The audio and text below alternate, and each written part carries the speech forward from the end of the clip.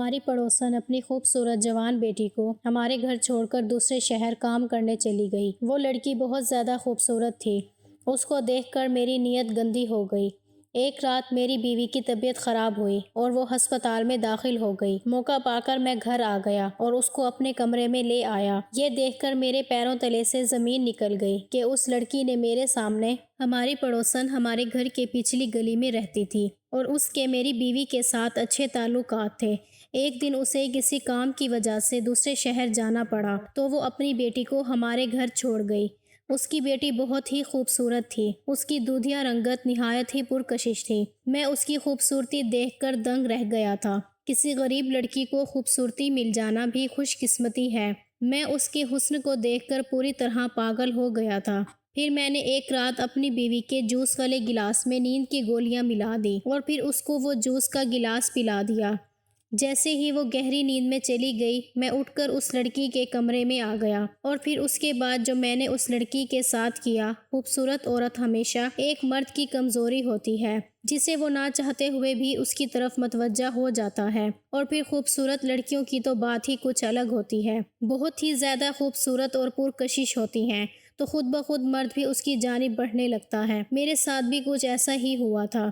ہماری پڑوسن نجمہ کو اچانک کسی دوسرے شہر جانا پڑا۔ اس کی بیٹی کے امتحان قریب تھے، اس لیے وہ جاتے ہوئے اپنی بیٹی کو ہمارے گھر میری بیوی کے پاس چھوڑ کر چلی گئی تھی۔ اس کی 16 سالہ بیٹی جس کا نام کنول تھا، اسے دیکھ کر میرے اندر ایک ہلچل سی مچ گئی تھی۔ میں جب بھی گھر آتا وہ میرے آگے پیچھے ہوتی، مجھے کبھی پانی دیتی اور کبھی میرے پاس بیٹھ کے باتیں کرتی۔ اس کی اس ادا نے مجھے بہت پریشان کر دیا تھا۔ بس پھر اس کی اس ادا نے مجھے اس کا دیوانہ ہی بنا دیا اور یہاں تک میں اسے حاصل کرنے کے منصوبے بنانے لگ گیا۔ اسے یہاں آئے ہوئے ابھی ایک دن ہی ہوا تھا کہ وہ ہم سب میں بہت اچھی طرح گھل مل چکی تھی۔ وہ مجھے انکل انکل کہتی جیسے وہ ہمارے گھر پتہ نہیں کب سے رہ رہی ہو۔ میں نے بھی اسے بہت ہی پیار سے اپنے گھر میں رکھ لیا تھا۔ اس کی خوبصورتی نے مجھے پاگل ہی کر دیا تھا۔ اتنی خوبصورت لڑکی میں نے آج تک نہیں دیکھی تھی۔ خوبصورت ہونے کے ساتھ ساتھ وہ ایک ہنرمند اور سگھڑ لڑکی بھی تھی۔ اس نے تو آتے ہی میرے پورے گھر کو سنبھال لیا تھا۔ میرے گھر میں میری اور میری بیوی کے علاوہ کوئی نہیں ہوتا تھا۔ اس کے آنے پر میری بیوی بہت زیادہ خوش تھی کیونکہ اسے بھی کسی کا ساتھ مل گیا تھا اور وہ دونوں مل کر گھر کا کام بآسانی سے کر لیتی تھیں، اور میری پوری نظر کنول کی خوبصورتی پر تھی۔ ایک دن میں نے کنول کو چائے لانے کا کہا تو وہ فوراً سے اٹھ کے چائے بنانے کے لیے کچن میں چلی گئی۔ اس وقت میری بیوی نے چھت پر واشنگ مشین لگائی ہوئی تھی اور میں نے اس موقع کا فائدہ اٹھا کر میں نے اس کو اپنے پاس بٹھا لیا اور پھر اس کی خوبصورتی کو ایسے تکنے لگا، مجھے پتہ ہی نہیں چلا۔ میں ایسا اس کی دیوانگی میں کھو گیا۔ وہ چونک کر مجھے ایسے دیکھنے لگی، پر میں نے ایسے اظہار کیا جیسے کوئی بات ہی نہ ہو۔ میں اسے اس کی پڑھائی کے متعلق سوال کرنے لگا۔ وہ پریشان سی تھی اور پریشان ہو کر مجھے جواب دینے لگی۔ وہ شاید مجھ سے جھجک رہی تھی۔ میں اس کی اس جھجک کو مٹانا ہی تو چاہتا تھا تاکہ میں آگے کی منزل کو طے کر سکوں۔ میں جانتا تھا کہ اگر میں نے ایک بار بھی کنول کی خوبصورتی کی تعریف کر دی تو وہ یقیناً بار بار یہ تعریف سننے کے لیے خواہش مند رہے گی۔ اس لیے میں باتوں ہی باتوں میں کنول کی تعریف کر رہا تھا اور میں حد سے زیادہ اس کی تعریف کرنے لگا، اور پھر میں نے اسے کہا کہ کنول تمہارے ہونٹ کتنے خوبصورت لگ رہے ہیں اور آنکھیں تو جیسے ہرن جیسی ہوں۔ وہ تو اپنی تعریف سن کر شرمانے لگ گئی تھی اور اس کی اس شرماہٹ نے میرے اندر کے حوصلے کو مزید بڑھا دیا تھا۔ میں جان گیا تھا کہ اسے اپنی تعریف سن کر بہت خوشی محسوس ہو رہی ہے۔ میں نے آہستہ آہستہ اس کے چہرے کی تعریف کی۔ میں نے اسے کہا کہ آج شام کو میں اسے اپنے ساتھ آئس کریم کھلانے لے جاؤں گا۔ یہ سن کر تو وہ خوشی سے کھل اٹھی تھی۔ میں نے اس کا ہاتھ پکڑ لیا۔ وہ آئس کریم کے نام پر ایسے خوش ہوئی کہ اس نے کوئی مذمت بھی نہیں کی۔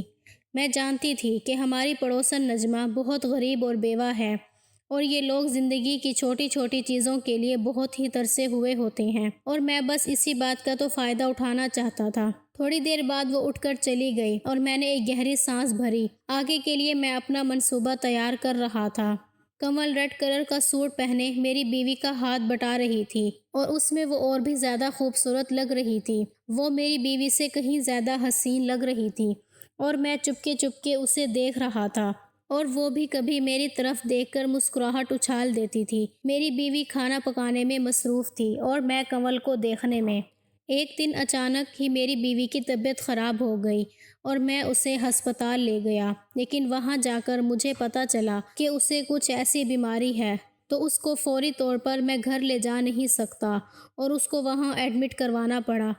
لیکن میں دل ہی دل میں خوش بھی تھا کیونکہ مجھے کچھ اور وقت کنول کے ساتھ گزارنے کو مل جاتا، لیکن ڈاکٹر نے مجھے ہسپتال سے گھر آنے نہ دیا اور میرے سارے ارمانوں پر پانی پھیر دیا۔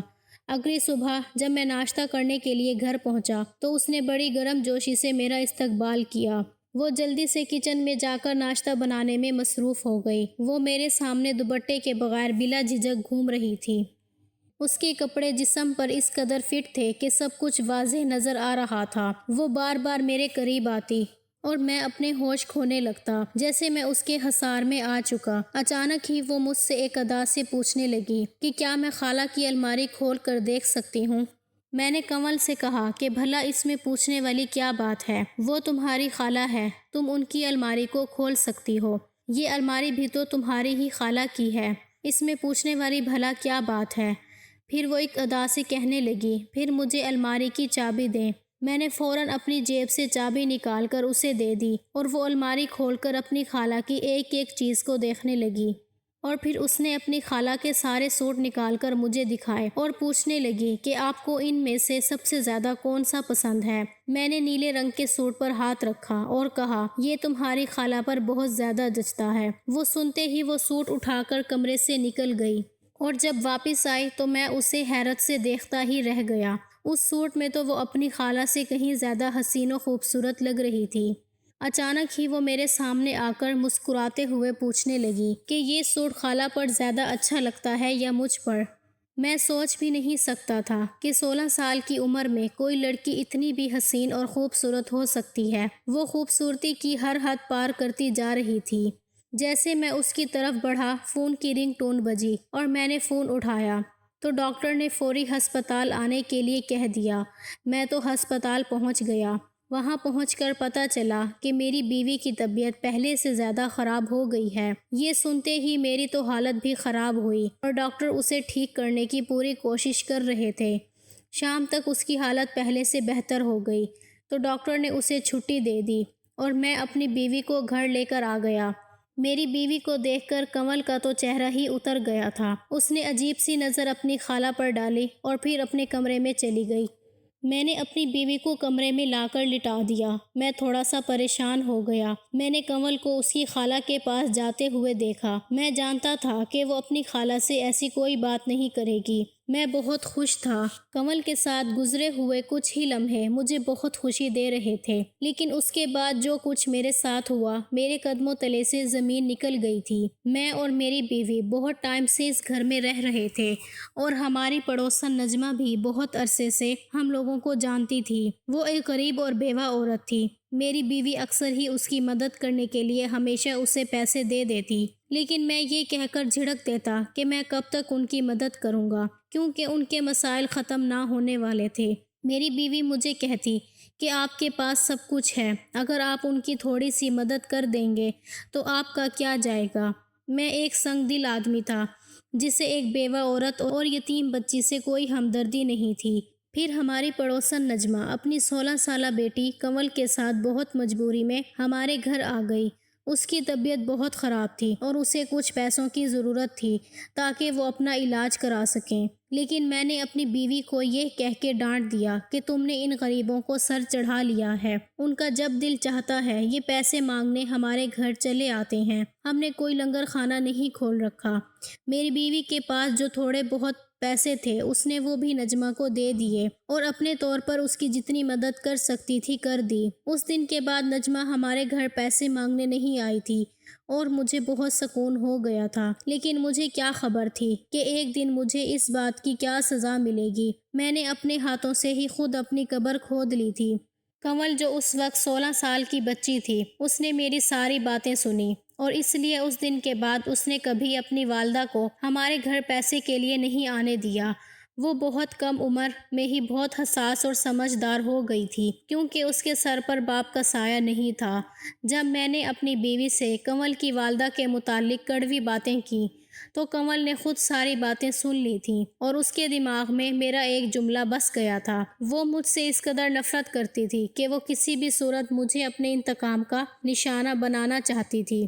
جب کنول کی والدہ کو اپنے کسی عزیز کے انتقال میں دوسرے شہر جانا پڑا تو وہ جاتے جاتے مجبوراً کنول کو ہمارے پاس چھوڑ گئی۔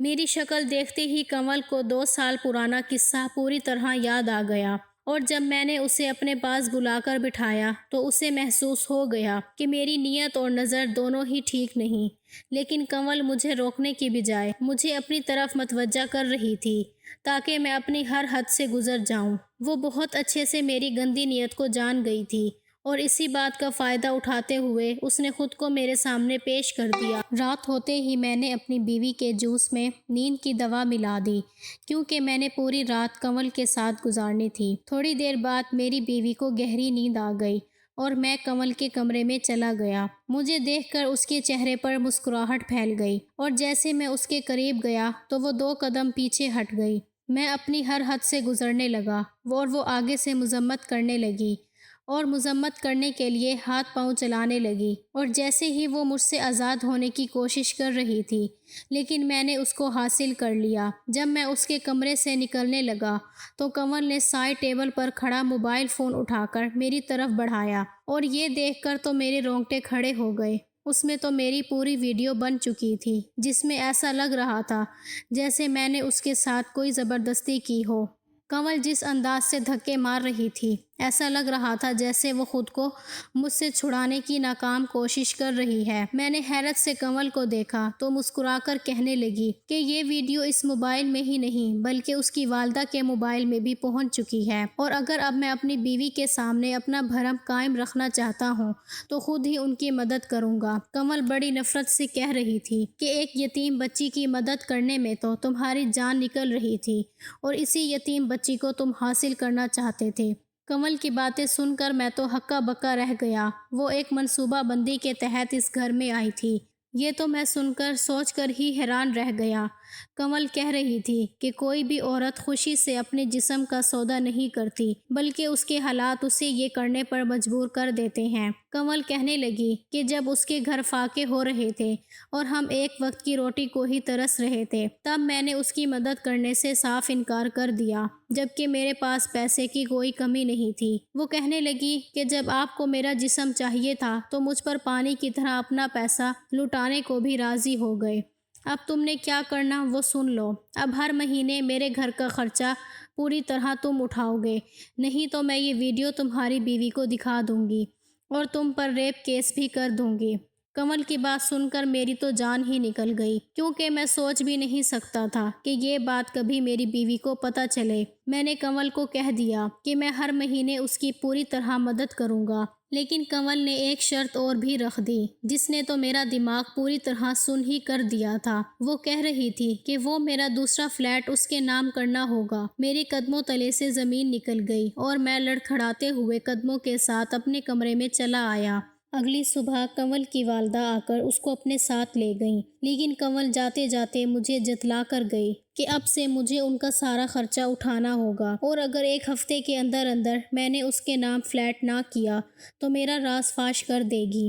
میں کنول کی بات ماننے پر پوری طرح مجبور ہو چکا تھا۔ میں نے کچھ ہی دنوں میں اس کے نام فلیٹ کر دیا۔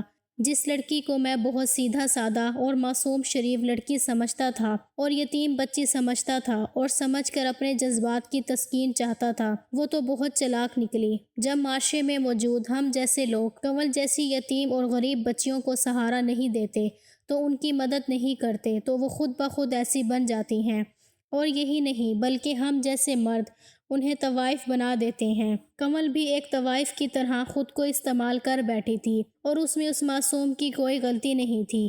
وہ کون سا مجبور ہو کر اس جگہ پر پہنچی تھی کہ اس نے خود کو استعمال کرنے سے بھی گریز نہیں کیا۔ میں یتیم بچی کو 2 وقت کی روٹی دینے سے تو کتراتا رہا اور اب میں نے مجبور ہو کر اس کے گھر کا سارا خرچہ اٹھا لیا تھا کہ کنول جیسی کتنی بچیاں ایک وقت کی روٹی کے لیے خود کو استعمال کروا بیٹھی ہوتی ہیں، کیونکہ انہیں ایک وقت کی روٹی بھی میسر نہیں ہوتی۔ جو میں نے کنول کے ساتھ کیا وہ تو ایک بہت بڑا گناہ تھا اور مجھے ساری عمر اس بات کا پچھتاوا ہی رہنا تھا۔ میں نے کئی دفعہ خدا سے جھک کر اپنے گناہوں کی معافی مانگی تھی۔ اس دن کے بعد میں کنول کو دیکھتے ہی اپنی نظریں جھکا لیتا تھا، کیونکہ میں جان گیا تھا کہ وہ میرے لیے قابل عزت ہے، جو میری ہوس کا نشانہ بننے کے لیے نہیں ہے۔ آپ لوگ بھی اپنے ارد گرد کے یتیم بچوں کا خیال کریں اور ان کے ساتھ ہمدردی کا سلوک کریں۔ ویڈیو اگر پسند آئے تو لائک اور شیئر ضرور کیجیے گا اور ہمارے چینل کو ضرور سبسکرائب کریں تاکہ ہر آنے والی ویڈیو کا نوٹیفیکیشن بر وقت آپ کو مل سکے۔ اللہ حافظ، شکریہ۔